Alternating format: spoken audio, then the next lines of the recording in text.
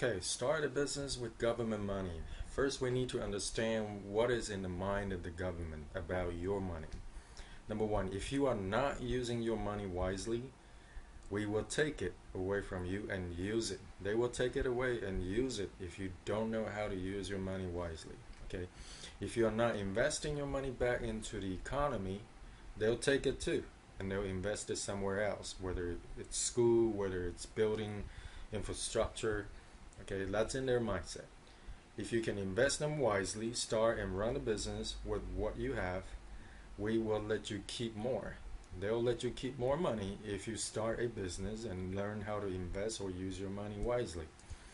Now, why does your state and federal government want to help you start a business? The answer is really simple. Okay, to create more jobs and collect more taxes in the future. That's what their motives are. Uh, so if we look at the next screen, these are all the big company, well-known company that we know today, but they used to be so small. They all started from a home garage. Okay, Amazon, Microsoft, Walt Disney, Google, Harley Davidson, Hewlett Packard, Mattel, and a number of many other companies. When they got started, they didn't even know they'll become so big today. Okay, so the government knows that, and they welcome anyone to start a business. Let's use this as a scenario. Let's say you're a school teacher and you make an income of 60,000 a month, a year. That's equivalent to 5,000 a month. So that's your yearly income. And if you happen to live in California, you can go to smartasset.com and do this calculation. Okay, enter your household income, the zip code that you live in, and then whether you are single, married, filed jointly or separately. You can enter all that and you would get this chart. Okay, it would estimate your state tax, federal tax, and also FICA. Okay, and after all the tax that's been taken away from your income, what's left over, instead of 60,000, it's 46,000. So you pay $13,000 in your annual tax.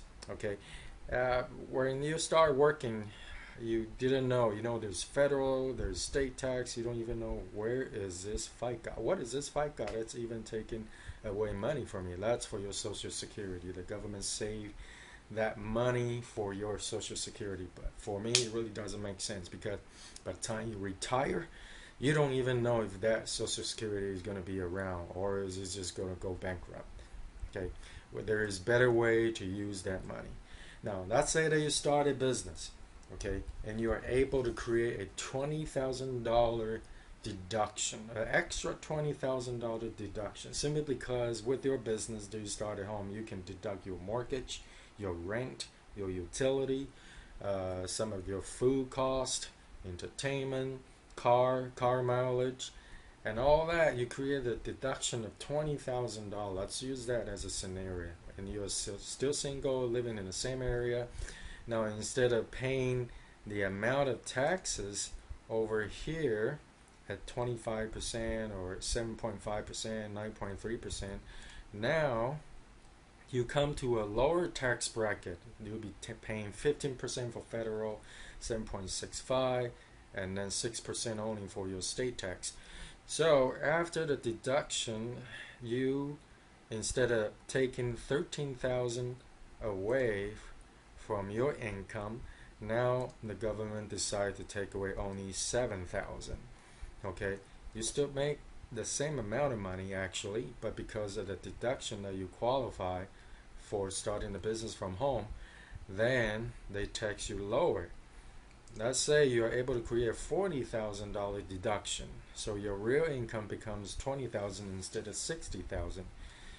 And again, the state tax is lower now, down to 2%, and the total tax annually that you pay is only $2,000.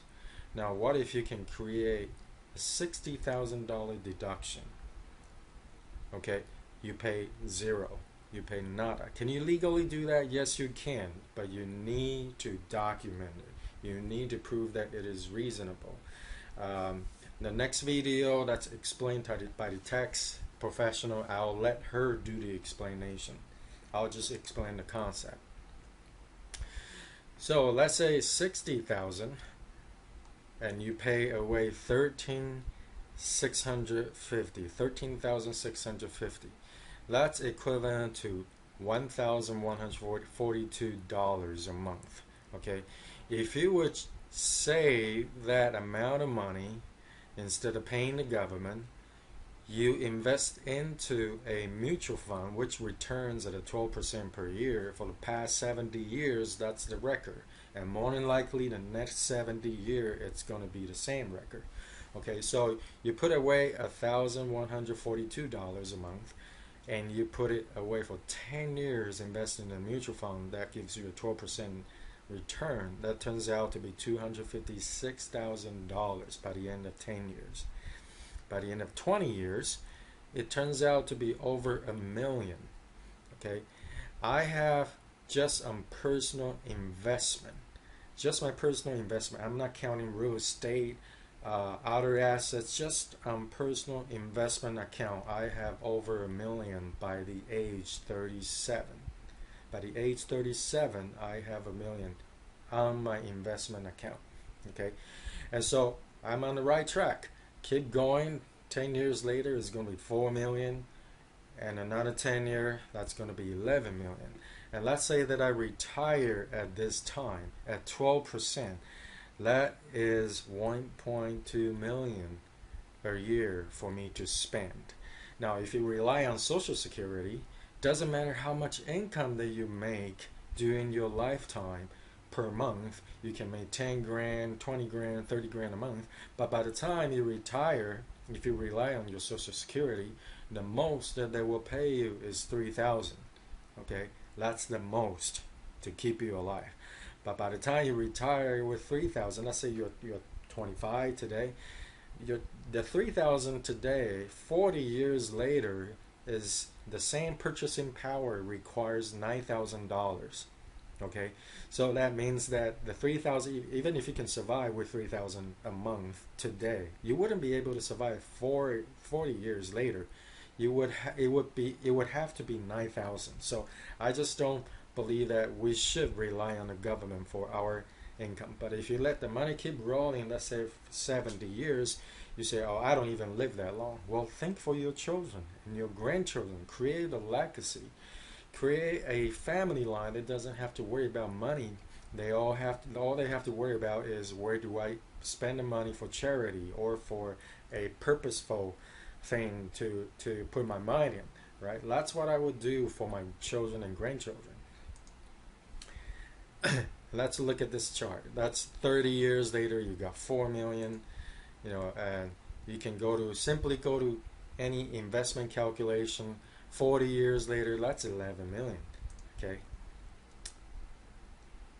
and if you rely on 3,000 today, 40 years later you would need $9,700 for retirement to keep this, to have the same purchasing power. Okay, so I would just suggest don't rely on the government. Okay, now the next video is gonna give you more detail by a tax professional, because I'm not a tax professional. I can't go into details for you, but at least you understand the concept now. In my opinion, you can become a millionaire just by starting a business, and that business doesn't even have to be successful. Okay, you just need to reallocate your money, put the money that you save because of the tax deduction away for 10-20 years. And I guarantee you, for 20 years, you don't even have to worry about retirement. Okay, and you only have to worry about where are you going to go with your free time, what are you going to do with your money. And I suggest you start to think, what can you do for humanity, for charity purpose, so that by the time it arrives, you really put your money towards that direction. Okay, God bless.